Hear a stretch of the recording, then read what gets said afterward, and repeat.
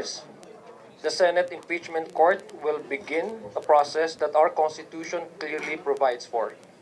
As we have consistently said, this is not about personalities or politics.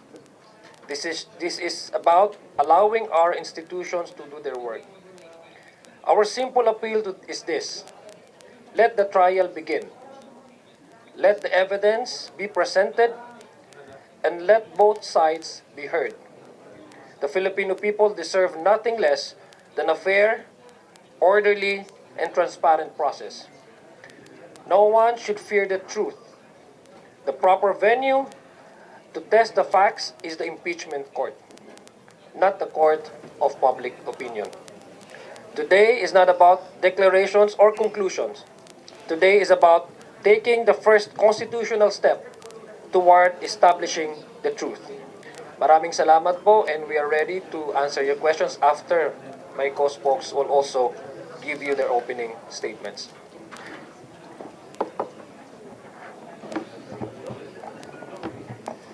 Magandang araw sa ating lahat, sa mga miyembro ng media na nanonood, sa mga mamamayang Pilipino, kabataan, at lahat ng sumusubaybay sa araw na to.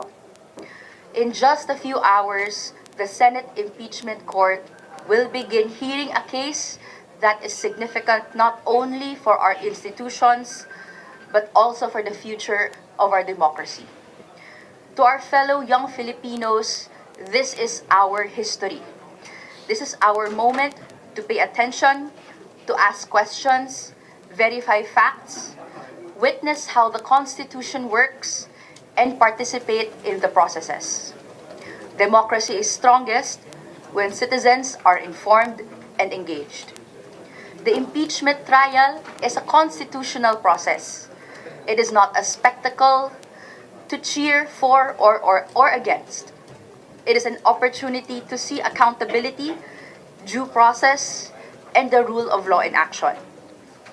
Sa mga kababayan natin, tinik sa lalamunan natin ang halos 2 taon na pagpoproseso sa kaso ng impeachment ni VP Sara. Gutom na tayo sa pananagutan. Hilom sa kumakalam na sikmura natin ang sama-samang pag-alam natin ng katotohanan.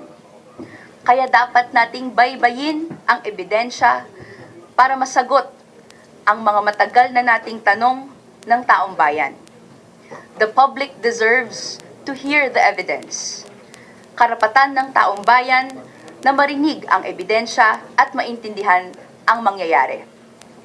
We encourage, therefore, the Filipino people and the youth to follow the proceedings with an open mind, listen to the evidence, reject disinformation, and participate in conversations grounded on facts.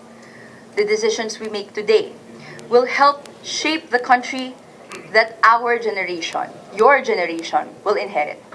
Your voice, your vigilance, and your commitment to the truth matter. Maraming salamat po, and we will now proceed with the statement of our legal spokesperson, Attorney Jay Tolosa. Thank you, Congressman. Thank you, ma'am.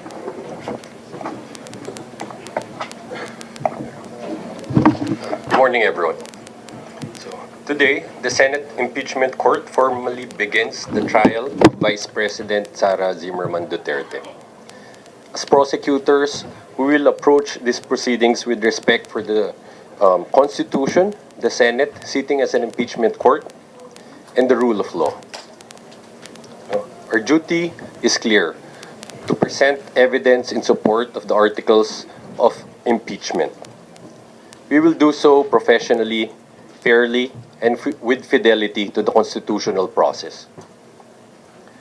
The trial is not about rhetoric or public opinion. It is about evidence, due process, and accountability under the Constitution. We trust the impeachment court to hear the case with fairness and impartiality, and we ask the public to allow the process to unfold. At the appropriate time, the evidence will speak for itself. So, thank you to the members of the media. Thank you for your time this morning. I think we're ready to take your questions now.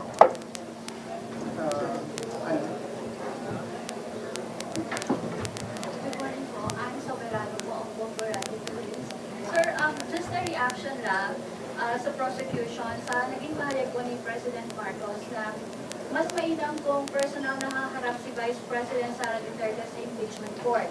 Sabi kasi ng Pangulo nung interview sa Canada, sabi niya, kung siya ang nasa sitwasyon, mas pipiliin niyang humarap at sumagot sa mga paratang kahit tutol ang mga abogado. Reaction po ng prosecutor. Thank you. Yeah, thank you. No.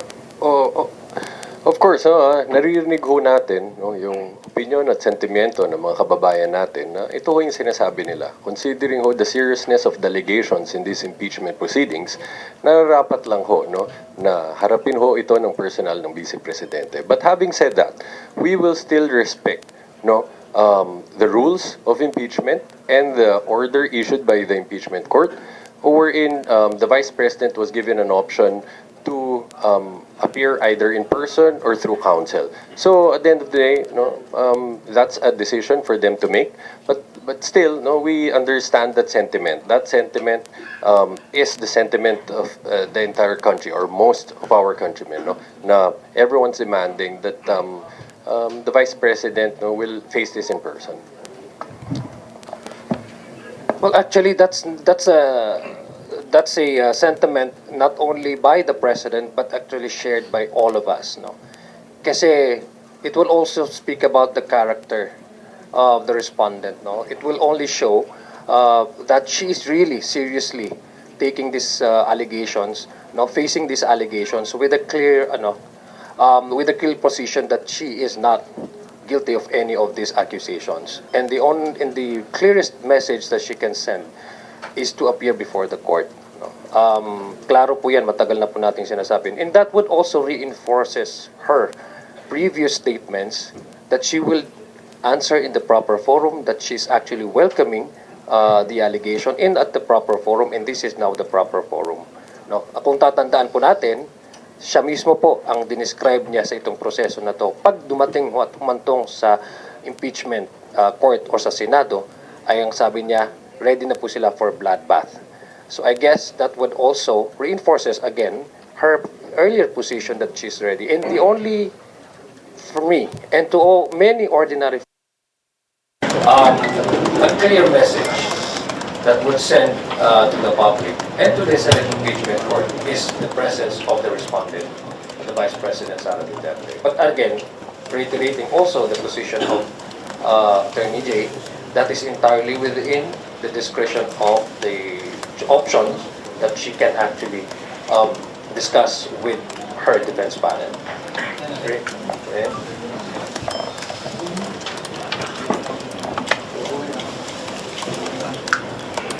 Matagal nang hinihintay ng mamamayan yung proseso na ito. So matagal na rin hinihintay ng mamamayan ang sagot ni VP Sara sa mga tanong tungkol sa articles of impeachment. So we are expecting VP Sara to provide her defense, and it is the preference of this representation na makita personally yung defense na iyon. Of course, again, we are respecting their preferences and the options provided by the court. Pero sa bahagi ng mamamayan na naghihintay, they deserve an answer from the VP President herself. Sensya na kayo Sharing is loving. Yeah. Just so that there's no confusion about this matter. Again, while we respect that the decision ultimately belongs to her, no? But we fully understand where that sentiment is coming from, no? Because it would show respect for the Constitution, respect to the impeachment court, and ultimately respect to the Filipino people who are demanding answers, demanding clarity, considering the seriousness and gravity of the allegations here. Again, let's remember, we're talking about billions of pesos in transactions, hundreds of millions in confidential funds. Sir, follow-up. Sa inyong pananaw, may epekto po ba ang ganitong pahayag ng Pangulo sa integridad o independence ng impeachment proceedings? Well, I think the president is very clear on that on respecting the the mandate and the separation of each of the three branches of government. He was actually making this statement as a means of, of being a Filipino, not so much on being the president, which I believe all of us share. Matagal na natin itong pinag-uusapan at matagal na rin pong sinasabi ng depensa na handa na po sila sagutin itong mga aligasyon na ito at ito na po yung nararapat na plataforma o ito po yung sa kanila ay yung proper forum. No? Inaasahan po natin, inaasahan po natin na yung kanilang mga naging statement ng mga nakaraang buwan ay mapapatunayan po nila sa pamamagitan ng ang respondent ay dadalo sa kanyang trial. Hindi trial niya po ito eh. This is her trial. So the Filipino people expects that she would actually, again, appear before the court to send the message that she is ready and she is not hiding and she is actually facing with seriousness all these charges and she will ultimately prove her innocence before not just the impeachment court but before the Filipino people. So yun po yung panawagan, hindi lang po ang presidente. Ang presidente po ay pagsabi niya ay bilang isang Pilipino at naniniwala po sa proseso at sa integridad ng institution. Kasama rin po ito ang impeachment trial na ito.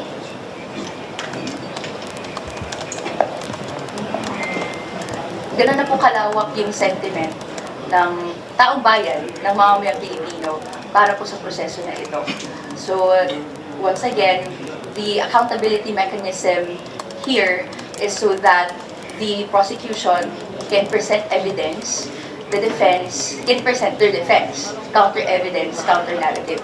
Kaya hinihintay din natin si VP Sara Duterte herself to present that side personally para din maklear na yung disinformation, yung confusion na bumabagabag at tinig nga sa lalamunan ng taong bayan for the past 2 years. Kung hindi natin naririnig from VP Sara herself, yung answer na to or yung sentiment na to, these confusions will prevail. So, I hope that today is the day, it's the start of the process where we begin to see the truth, to see the accountability processes at work. This is the short truth about that also. So, of course, to be clear, no, we do not speak for the president, but since you asked our opinion about it, I think it was clear that he did not try to say how the Senate, sitting in his impeachment court, should rule on the matter. The only thing that the president did was echo the sentiment of the entire country. Again, which is that the people deserve answers, the people deserve clarity on this matter, the people deserve accountability. That's it. Sirs, the Vice President has already said that she will not appear before the Senate impeachment court today. What can you say about that? And does her refusal to attend weaken her defense? You want to go first?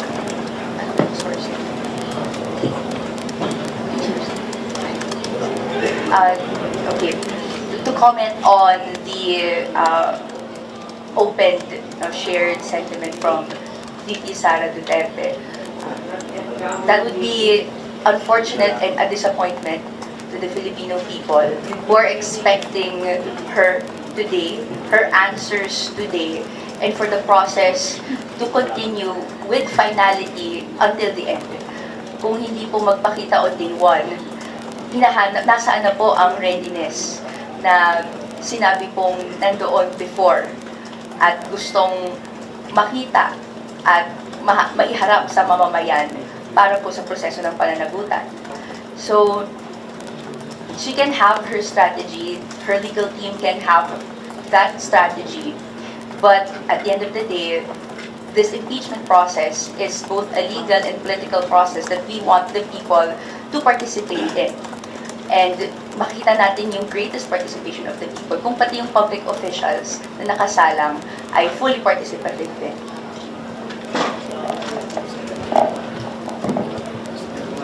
Well, I think we've already shared our opinion on this, on why we understand that the people are expecting that she will face this in person. But as you've stated, this is a decision that ultimately falls on her, and it's a decision that she will have to explain to the Filipino people as well. But for the prosecution, insofar as we are concerned, our singular focus here will not change, regardless of her appearance. We will make sure that we will be able to establish solid evidence to back the serious allegations against her, regardless of she will be there or not. On this case, the Vice President is consistent from the very starts. Not attending or skipping the process. From the budget hearing up to the confirmation hearings, up to the point where she said na ready na sila. Ready na siya, nasagutin ng mga aligasyon. I think the Vice President is consistent on this. Not attending, and hindi siya tugma doon sa mga nasasabi niya. Again, ito ay option naman para sa kanya, pero ito will send a clear message to the Filipino people na matagal na nilang gustong makita ang Vice President taking this head on, putting seriousness into the allegation by she herself being part of at the very least, the first stage of the entire process of the impeachment trial. So, yung hindi po niya pagpunta, that's her personal decision, but the people will have a different observation altogether. Kung you said her absence is sending a message to the Filipino people, what message is that? That she is not, she does not, from the very start, when she does not feel the process, she would simply brush it off and evade and not attend. To me, personally, this is actually signals the kind of respect that she has for the process. Can I follow up? Addition lang po doon sa follow-up question. To me, that signals evasion that has haunted her term from 2022 up until now. She evaded answering nasa na yung confidential and intelligence funds. She evaded providing the required documentation. And now, noong lumaki na ang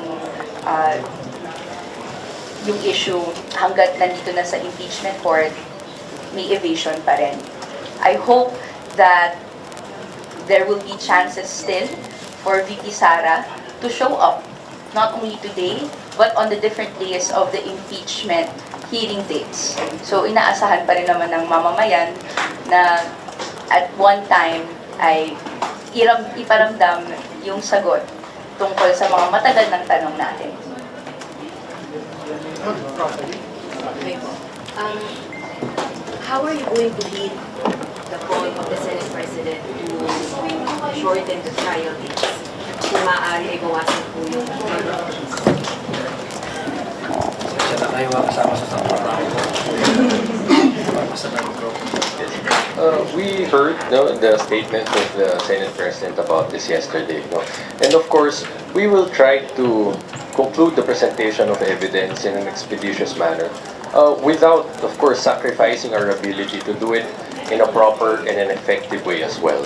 Siyempre, pinaka-importante ho dito, malatag natin ng mabuti ang lahat ng ebidensya para mapatunayan lahat ng charges under the articles of impeachment. But of course, cognizant po tayo dyan. Gusto natin, as much as possible, if we could finish it earlier than scheduled, then that will be better. And we will try to do that. For example, pag papayagan po tayo magpresenta ng mahigit sa isang testigo kada araw, susubukan po natin gawin yan if the time permits. For example, meron din po mga testigo na tinatawag na authenticating witnesses ng magiging purpose nila is to authenticate some documents, video footage. We will try to ask the other party to just stipulate on these matters so that we could abbreviate the proceedings. After all, marami ho sa mga exhibits natin ay common naman. So, up to the extent possible, we will try to do that. Ayan. Nagpadala na po kayo ng manifestation stating 3 witnesses you're planning to present during the week. Pero di po ba preliminaries na po ang mangyayari ngayong araw na to? And kaya po bang i-present yun within 2 days? Yung tatlo po na minanifest po. Yes, that's correct. I think in his interview yesterday, the Senate President, Sherwin Gatchalian, stated that today we will not be given an opportunity to present our first witness. No, of course, we'll abide by that. So, as to whether or not we'll be able to present all three, again, it will depend on the time that will be given to us this week. No? So the hearings for this week will be held until Wednesday. So, kung bibigyan ho tayo ng pagkakataon na pipresenta ko natin silang tatlo.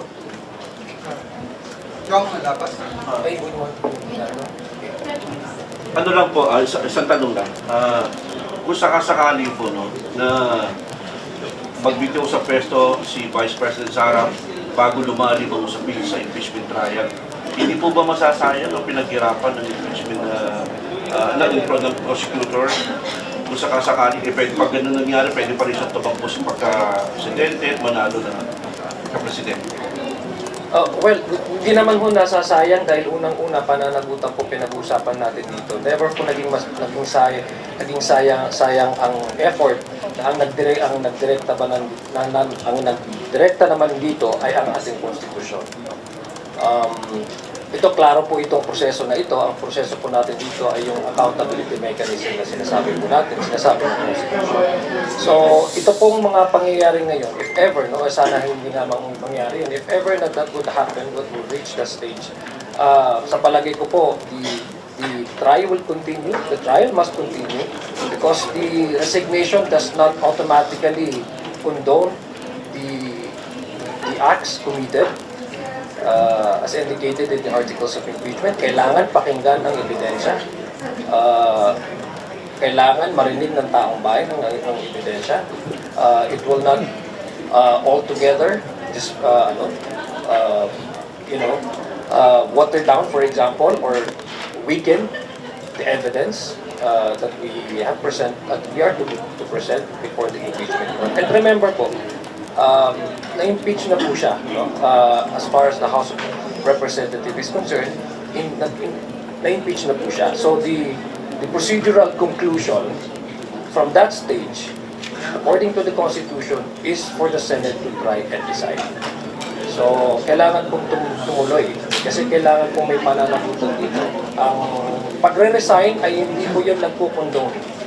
Kasi pinag-usapan naman po natin is not yung opisina, but yung mga charges by which nagawa niya na hindi naayon sa ating saligang batas nung naupo siya bilang Secretary of Education, at the same time ay halal na Vice Presidente. Follow-up lang.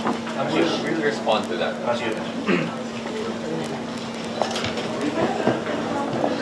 I would second what Kong Zia said. Wala pong sayang sa proseso ng pananagutan. If ever it comes to that, resignation only evades accountability. And it only answers the question of occupation of office. Pero hindi pa nito sinasagot yung 4 articles of impeachment, din nito sinasagot yung other constitutional ipinapataw na permanent or perpetual disqualification from office. So, the trial is promised to the Filipino people today. We will continue, regardless kung ano pong maging development. But nonetheless, handa naman po ang House Prosecution Panel to present the articles of impeachment and proceed with this process of accountability. Resignation, just a follow-up. Resignation is an optional given to all public officers, either appointed or elected. Accountability should not be made as an optional issue. Just to add to that, because the question assumes, dahil sinasabi, hindi ba masasayang, it presumes that if she resigns, then the impeachment proceedings will be terminated. But without preempting the action that the impeachment court may take on such scenario, her position here is clear, as aptly pointed out by Kong Zia and by Kong Rene. dalawa ho ang penalty under the Constitution, no, sa impeachment, no, removal and perpetual disqualification from holding public office, no. At clear ho ito, no, merong Supreme Court decision sa administrative concerning administrative cases kung saan ho, no, ang nangyari dito sa kalagitnaan ho nung administrative proceedings for the removal of an erring public official, she resigned. No? Ang sinabi ho ng Supreme Court sa kaso na yon, hindi pwedeng takasan ng pananagutan dahil lang, no, nakasuhan na ang public official, no, at yun ang gagawin niya, no, dahil nakasaad doon madami pang ibang kaparusahan na dapat matanggap, no, sa ganong klaseng pagkakamali. And in that case, the Supreme Court said that the resignation does not render the entire proceedings moot, no? Dahil again, meron pang other penalties. At tandaan natin, sa case na yon, the case just involved 4 million pesos. Again, here we're talking about billions of financial transactions, hundreds of millions of confidential funds, no? Yan ho, ganun ho kabigat ang issue dito. So, kung sa usapin ho na 4 million pesos, no, ang naging ruling ho ng Supreme Court dyan ay maliwanag, hindi makakatakas sa pananagutan ng public official sa pamamagitan ng pag-resign. So, malinaw ho position natin dyan, all the more for this case. Isa lang po kay Congressman Adjong. Noon sinasabi na malakas ang mga Duterte sa Mindanao, ngayon magsisimula ang impeachment. Sa palagay niyo po ba, hawak pa rin ng mga Duterte ang Mindanao? Bilang isang Mindanaoan, deserve din po nila malaman ang katotohanan. Ako po, taga Mindanao ako. Pero gusto ko rin pong malaman ang katotohanan. So I think it's not Mindanao alone, or Luzon, or Visayas. The whole country deserves to know the truth. Ito na rin yung paraan para may latag natin ang kaso at malaman ng ating taong bayan kung anong katotohanan. We cannot let Mindanaoan remain blindfolded from these accusations. The truth na meron talagang pananagutan ang Vice Presidente. Sir, kahit mga supporter ni VP, yun ba yung ibig niyo sabihin? Kahit mga supporter ni VP, kailangan Kaya nga, sabi ko nga, walang kinikilala dito, hindi ito personalidad. Ito po ay proseso ayon sa ating saligang batas. Ito po ay proseso na sinasabi po na meron talagang, kung merong pananagutan, dapat ihain sa tamang proseso o tamang forum, no? Ito po yung tamang forum na sinasabi, itong impeachment court. Wala pong kinikilala dito, lahat po deserve na malaman ng katotohanan. Sir, good morning.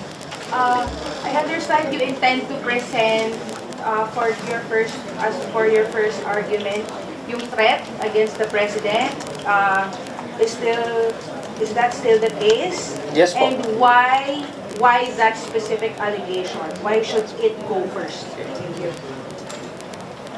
Well, una-una, sa tingin ho natin, yan ang articles of articles of impeachment na pinakamadaling masundan, no? Na hindi lang ng impeachment court, but ng mga kababayan natin. Dahil napakalinaw ho nito, una-una, hindi na ho kailangan magpresenta pa ng napakaraming testigo para mapatunayan na ito ay nangyari. Napanood ho natin pare-pareho, no? Yung video kung saan ho pinagbantaan ang buhay ng Presidente, ng First Lady at ng dating Speaker of the House, no? Maliwanag din ho doon na sinabi na bukod sa pinagbantaan, sinabi na may kasunduan na sa isang assassin para gawin ho ito, no? So, sa tingin namin, dahil ho ang mga factual issues dito as may konti, as less complicated compared to the other financially related articles of impeachment, no? Mas madali ito. So, minabuti namin na dito ho tayo magsimula.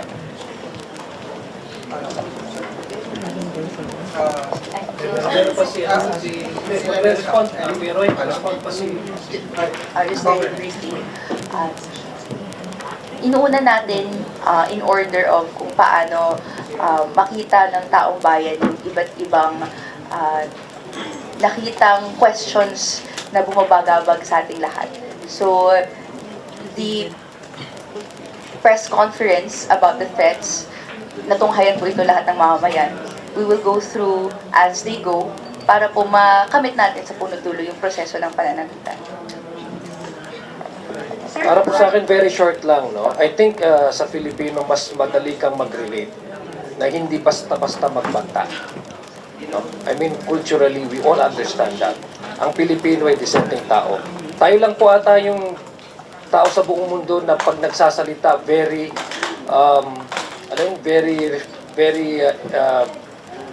kumbaga, very evident yung ating respect, no? May po at may ho tayo, no? I mean, culturally, it would be more, it's safe to say that we are, no? We value decency in whatever we do, no? So how much more for someone who enjoys certain following, who enjoys a certain authority and mandate. So, mas klaro po yun, ma-identify ng ating Pilipino. Pinag-usapan po natin is she fitting to continue on as Vice President. Now, based on the behavior and her propensity to say things that undermines the rule of law, the principle that no one should take justice into their own hands, ay klaro po yun sa ating mga Pilipino. Kung ang Article 4 ang ating unang-unang pag-uusapan and the Filipino people can identify easily kung ano yung hindi pwede at ano ang pwede at ano yung in-expect natin sa mga halal na kandidat, mga halal na leader at ano yung mga in-expect natin na hindi nila din sinasabi o ginagawa. Sir, factor po ba kasi dun sa threat na yun, siya po kasi yung magiging beneficiary as the Vice President? I think very klaro po yun. No? It does not take one to be a rocket scientist to know that if the sitting president is out of the picture, automatically the sitting vice president shall assume the office. Which in this case, the one making all these grave threats, these threats, is the direct, she would stand to benefit if ever the president will be out of the picture. Follow up then. Para po sa akin, kahit sino man yung kinontrata na assassinate or whoever at sino man yung subject nito, ayaw natin ng ganun. Ayaw natin marinig sa isang public official na binabalak niya yun at may kinausap para mangyari yun. This is about going against the culture of impunity na nandito sa Pilipinas. At sa punot dulo nito, gusto natin na to make an example to the people that hindi po okay na mangontrata at sino man yung subject ng kontrata na yan. May source na Rafi ay from the literature.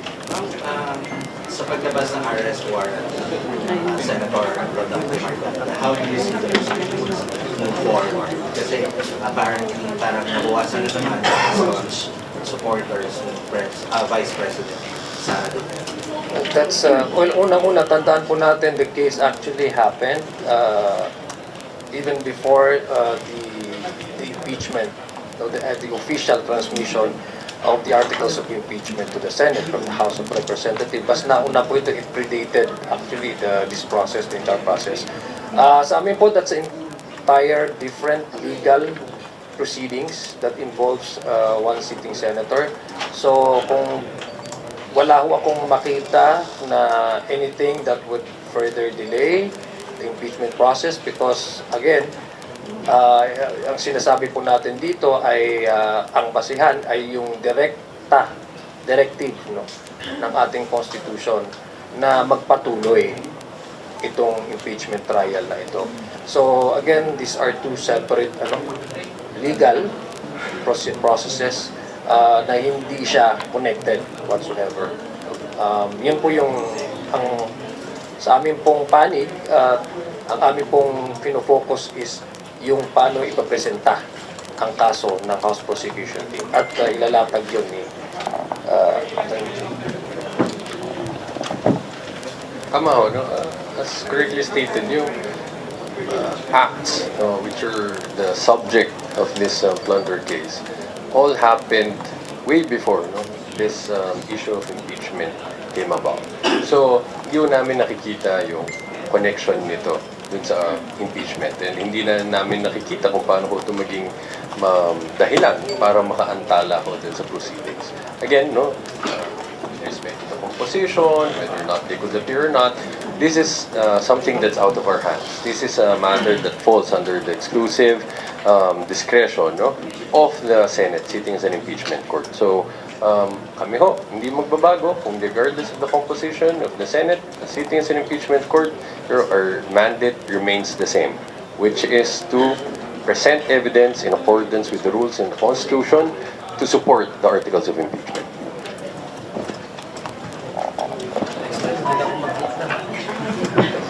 Suffice to say, because the processes relating to the arrest is separate from the trial that we're facing now, that shouldn't delay or derail the trial that is happening today and is starting today.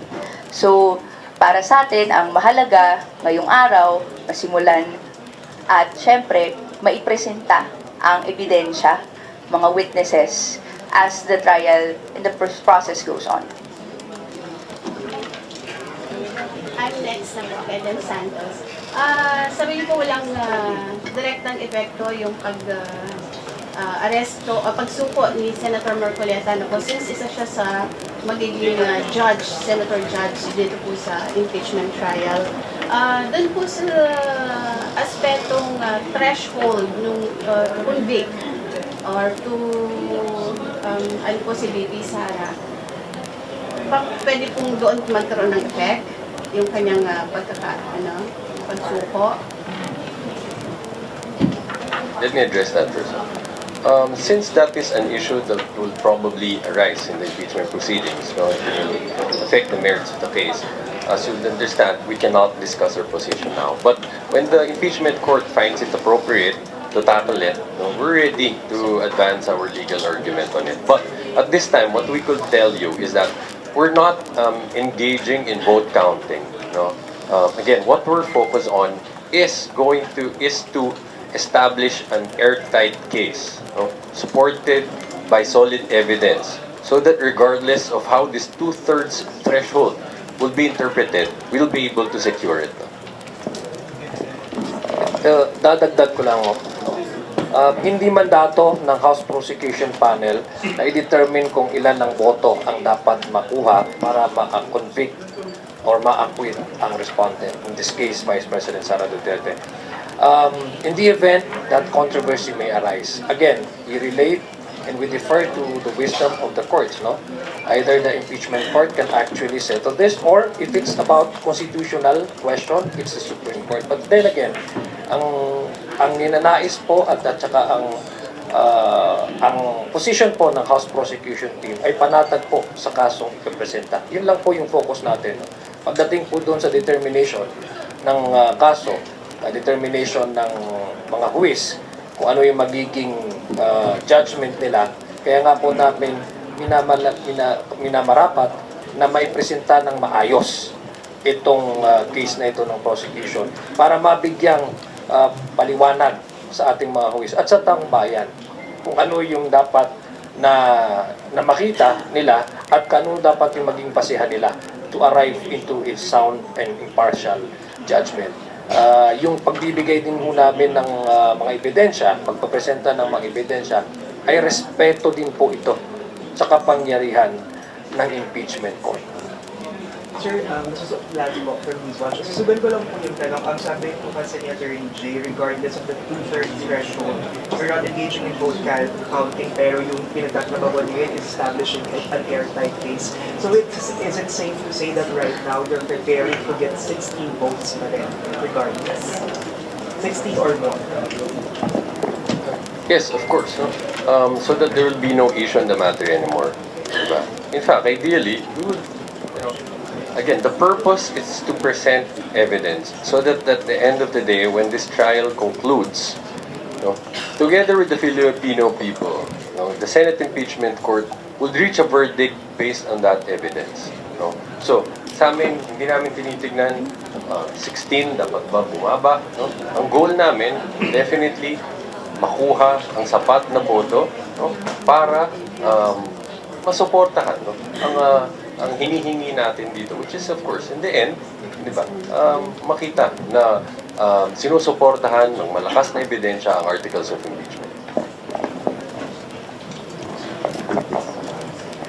no matter what happens, the House Prosecution Panel is ready to present the articles of impeachment na kung maaalala natin, galing po ito sa citizens' complaints na kinlarify at the House Committee on Justice, nakita yung bigat at ngayon po ay hinain, transmitted to the Senate, and the Senate, in line with the Constitution, tinanggap at sinimulan ang proseso na ito.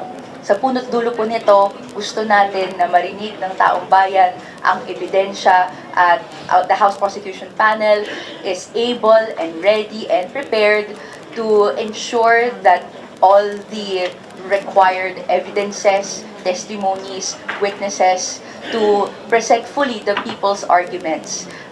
Dito po natin makikita in the coming days. So, ang sa amin, ang focus namin is to, as Attorney Jay Tolosa said, present an airtight case. At syempre, marinig ito, maipaliwanag ito sa mamamayang Pilipino.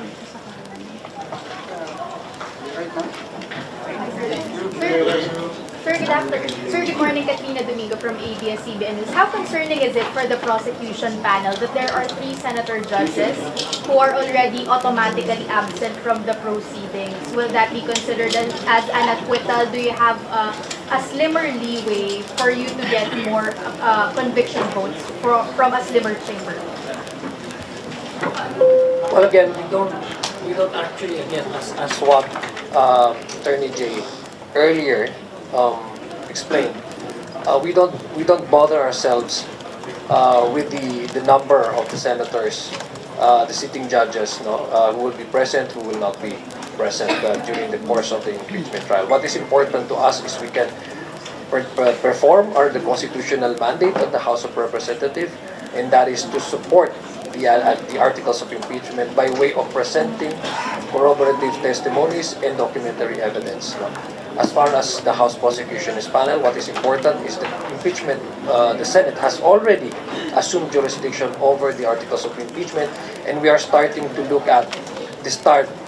We are starting now to feel the start of this process, which is later nga mag-uumpisa na po yung unang araw ng impeachment trial. Sir, and your reaction to political observations that the prosecution allegedly is no longer gunning for an acquittal, but instead just wants to lay out the evidence, the pieces of evidence against Vice President Sara Duterte? Because some political pundits are saying that it is quite impossible for the Senate to get a conviction at this point. Well, let's see how things will develop in the process and the trial. No, but I think that's going to that kind of conclusion is too premature at this point in time. We haven't actually seen the evidence by the prosecution, and we have yet also to see and hear the answers and rebuttals of the defense. No, what is important is the House Prosecution Panel from the very start is ready to present the evidence, including the list of potential witnesses, and we would allow the verdict that is exclusively within the right of the Senate, acting as impeachment court, to render that resolution by way of either conviction or acquittal. No, so our focus here is to allow the process to move forward.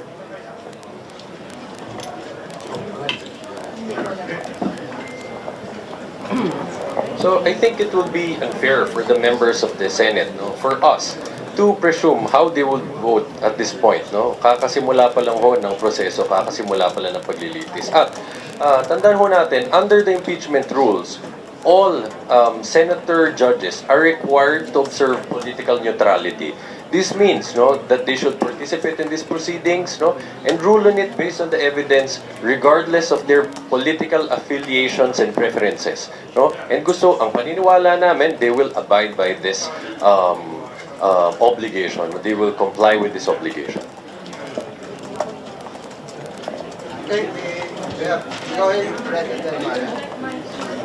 Good morning po. Sir, to remove the legal barrier, are you going to ask for the written consent of VP Sara to open the BIR box? Kasi dyan lang naman po ang pwedeng Sige.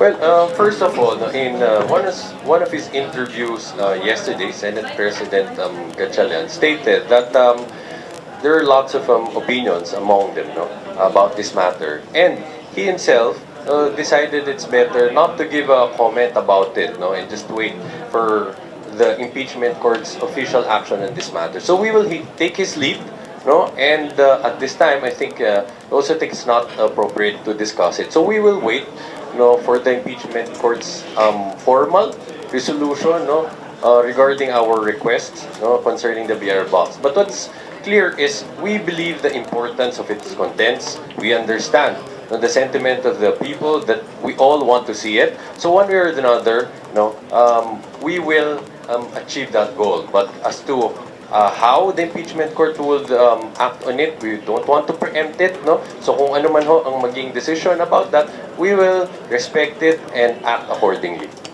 But Senator Lacson said they will return the BIR box to the prosecution panel. Of course, they're balancing their statutory confidentiality and the rights of the due process of the respondent. Yes. Exactly, ma'am. No? Tulad ho nung sinabi ni Senate President Gatchalian, no? Hintayin ho natin yung official na action ng Senate Impeachment Court dito sa bagay na to. At kapag nandyan na ho, no, kung ano yung official na pagpapasya nila sa bagay na yan, then we will act accordingly. Sir, because of this impeachment process, may possibility po na yung defense team maitahip tong mga evidence sa jury state. So, how are you prepared for that? Can you please repeat the question?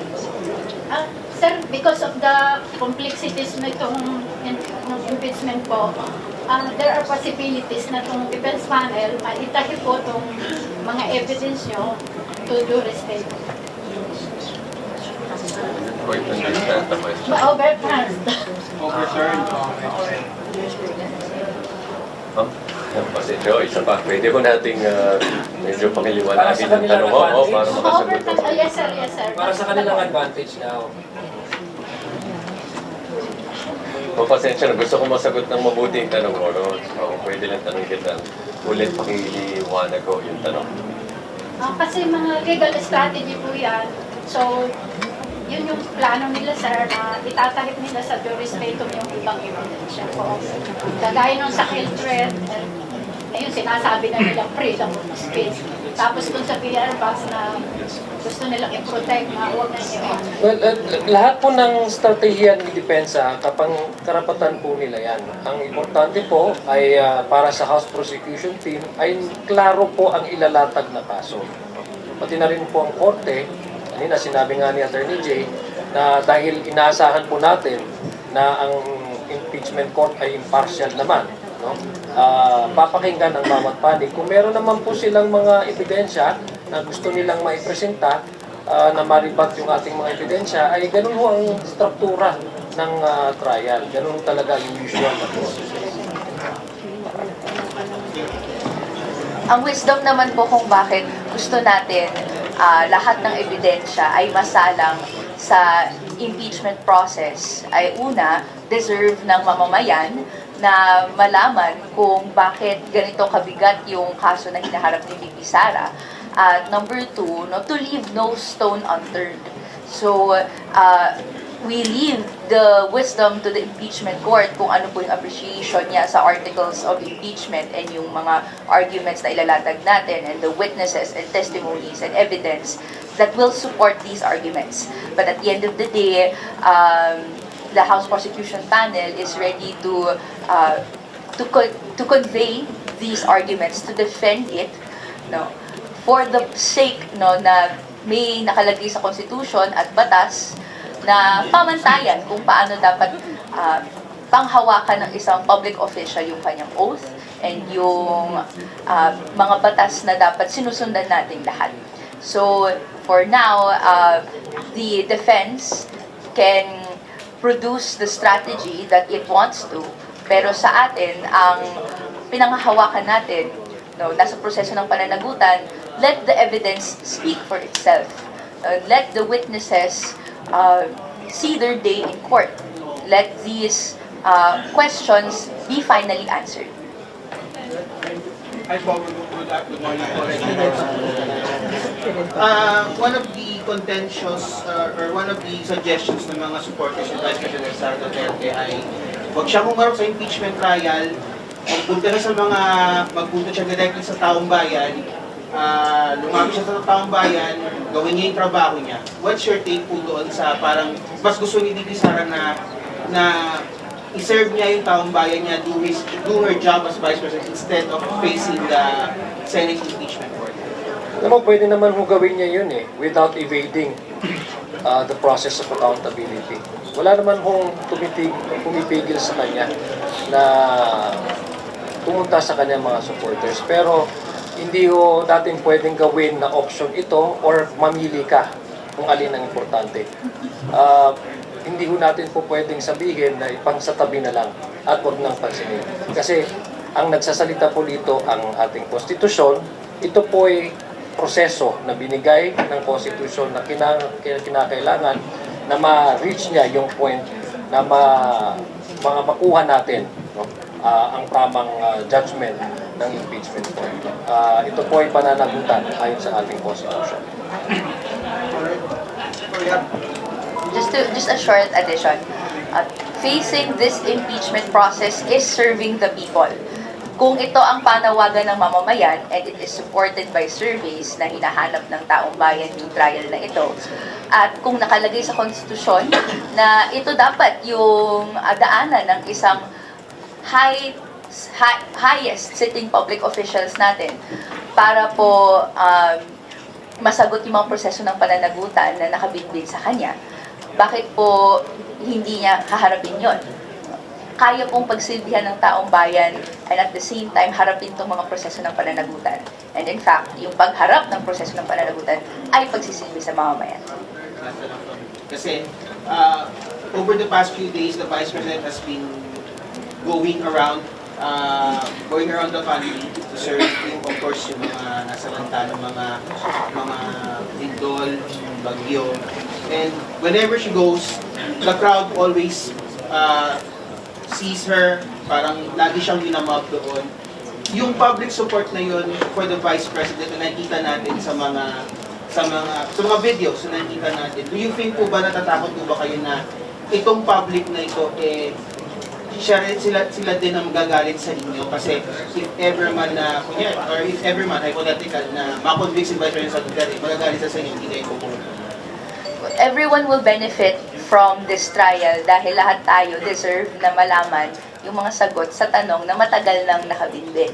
So, whether it is VP Sara, her supporters, everyone that wants to answer these burning questions, dapat pong umantabay tayo sa paglilitis na ito. Let the evidence speak. Let them have their day in court. Let these questions be answered. Red, alam mo, pag ako ay nag-give in sa ganyang pressure, para ko na rin ni-reinforce yung culture of impunity. Hindi ako po pwedeng mag-give in sa ganong klaseng impluensya. Sinasabi natin dito, ang ating konstitusyon, tinatayuan natin. So, regardless of the political pressure or yung fear of risking political capital, hindi ho tayo dapat matinag sa ganon. Ang ating pinapanindigan dito ay ang konstitusyon ay kayang tumayo sa anumang oras. Ito na yung oras para ipakita natin sa taong bayan ang konstitusyon ay pinagsisirbisyuhan nila yung interes ng ating taong bayan. So we should not be cold or we should not fear the possible effects politically. No? That should not be the primary consideration of the House prosecution team. Our primary consideration should be in line with our primordial constitutional duty as far as the impeachment is concerned to initiate and then to present the case before the impeachment court. You mentioned earlier na yung preliminary matters mo na yung inaasahan natin pag-usapan yung sa sala ng mga testigo. Ano po yung naasahan natin na magsasala pag nasa PR box? I understand earlier, Attorney Michael po, sinabi po niya gusto na nilang i-raise yung two-thirds threshold. Do you see this like delaying the proceedings? Tututunan mo ba ito ng prosecution? Also yung, I think yung tungkol doon sa iba pang matters or manifestation pa yung section about the involvement of private prosecutors, mga pagtanong, paano po yung gagawin ninyong natin mamaya. And sadly, yung blood back na yung sa Dayton, wala na. So, hindi paano po yung You asked a couple of matters now, so I'm trying to remember all of them. But let me try to address all of it. So, first about the pending issues that will probably be tackled during the proceedings later. So, there are two pending requests that were not yet resolved in the pre-trial order issued by the court. So, as you've mentioned, the first one concerns the BIR box, and the second one is our request to allow a private prosecutor and a public prosecutor to ask witnesses about specific areas of examination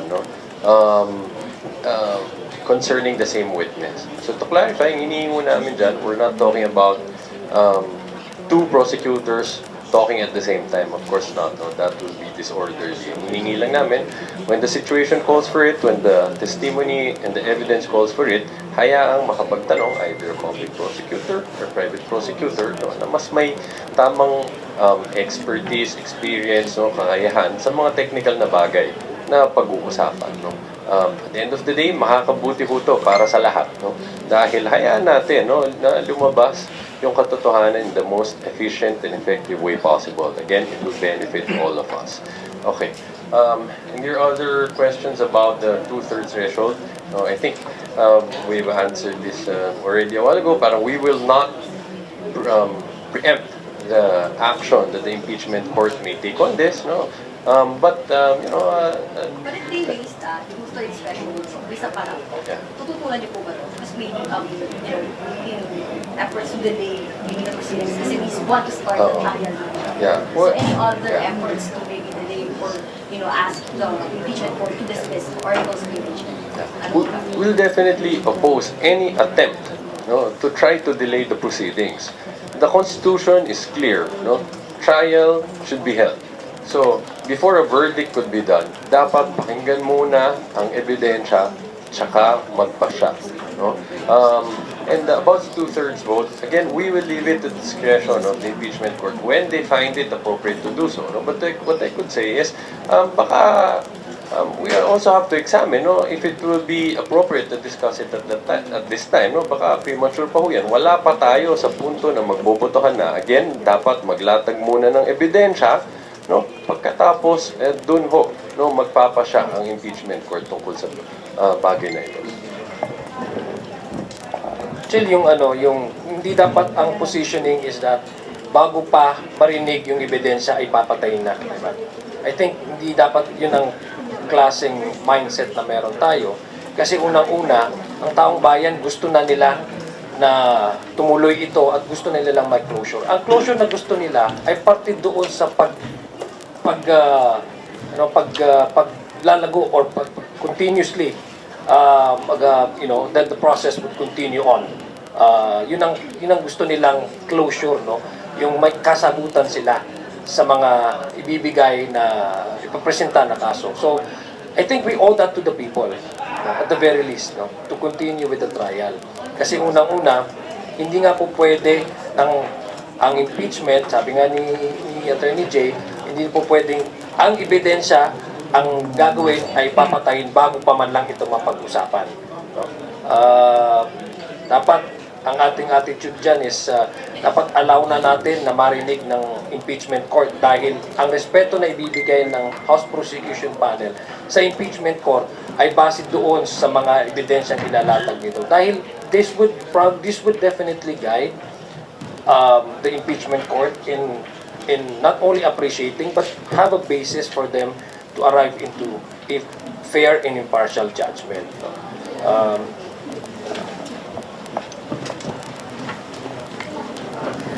Well, at the end of the day, hindi natin gusto mamatay ang kaso for any technicality. Gusto natin pagsimula ito, mabaybay yung ebidensya at makita ng tao ang ebidensya bago may desisyon na gawin ang Senate Impeachment Court. Sa pagbaybay po ng ebidensya, hindi pa po papasok dito yung number of senators. So sa atin, we will let the impeachment court decide, no, but at least for this representation, in my personal opinion, kailangan na pong magtuloy-tuloy yung preliminaries para po sa mga succeeding days, makita na ng taong bayan, makita na nating lahat yung ebidensya, yung iba't ibang mga tanong ay sagot sa mga tanong na matagal na nating tinatanong. Parang ang ayaw talaga kasi natin kung yung isang bagay ba na hindi natin masagot, ang unang-una lang natin gagawin is papatayin natin. I have a clarificatory question. Sorry, MJ. Kasi maraming thoughts. Is the prosecution going to ask permission? Although this is a Senate impeachment jurisdiction, sabi nga. Is prosecution going to ask permission from the President to open the BIR box?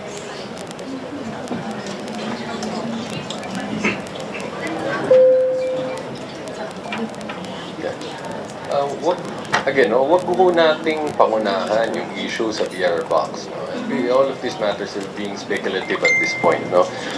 We respect and take the lead of Senate President Gatchalian. No? Kung siya na ho mismo, ang sinabi niya nung tinatanong siya sa issue na to ay hindi pa tamang pag-usapan. No? Ang sabi ko niya, hintayin ang magiging official na action ng impeachment court sa bagay na ito. So yan ho ang gagawin namin. And kapag nandyan na ho ang official na action nila, then we will respect it and respond accordingly. No? Thank you. Can you give us a final statement? Okay. Just a final statement. Gusto lang ho namin linawan na sa oras na ito, hindi po ho namin hinihingi na suportahan o panigan ng ating mga kababayan ang prosecution. No? Ang hinihingi ho namin, ang pinapakiusap namin sa mga kababayan natin, siguraduhin ho natin pare-pareho na patuloy na gumulong ang prosesong ito. No? At hinihingo namin pare-pareho ho nating pakinggan at suriin ng mabuti ang ebidensya na ilalapag ng magkabilang panig. No? So, pinapakiusap namin, isang tabi ho muna natin ang mga personal na opinion natin. No? At ibigay ho natin ang opinion at ang decision natin sa bagay na to pag natapos na ang paglalatag ng ebidensya. At kapag tapos na ho yun, dun ho tayo bumuo ng ating pagpapasya nakabase sa ebidensya, no? At sundan ang konstitusyon at mahigit sa lahat, no, paglaban natin pare-pareho yung katotohanan. A final word din as well, to reiterate yung minention natin kanina, everyone will benefit from this process of accountability. Lahat po tayo may ganansya at benepisyo sa pagsimula at pagtapos ng proseso ng pananagutan na impeachment hinaharap natin ngayon. Whether it be VP Sara as her means to share her defense, to clear her name, whether it is the people, kung gusto natin malaman at paano natin malalaman kung saan napunta yung pera na tinatanong natin na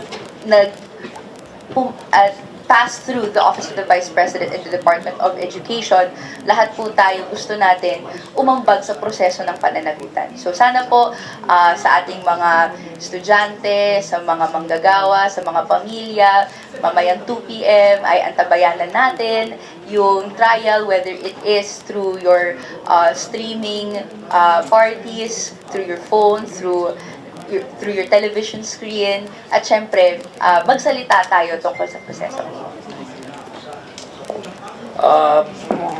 Maiksi lang po idadagdag ko sa mga nasabi po ng aking kapwa spokesperson. Hayaan po natin ang taong bayan na madinig, makita ang kaso o ang mga ebidensya na ilalatag po ng House Prosecution Team. Ang aming pong panata sa inyo, ito pong impeachment trial ay ilalatag po natin dito ang katotohanan at buong katotohanan lamang dahil naniniwala po kami na ang konstitusyon natin ay ginawa, sinulat para pagserbisyohan ang sambayan ng Pilipino. So again, hinihikayat po namin ang ating mga kababayan na makilahok at susuriin din itong magiging paglilitis sa pangalawang Pangulo, Sara Zimmerman Duterte. Magandang umaga po sa ating lahat at marami pong salamat sa inyong pagdalo itong press conference.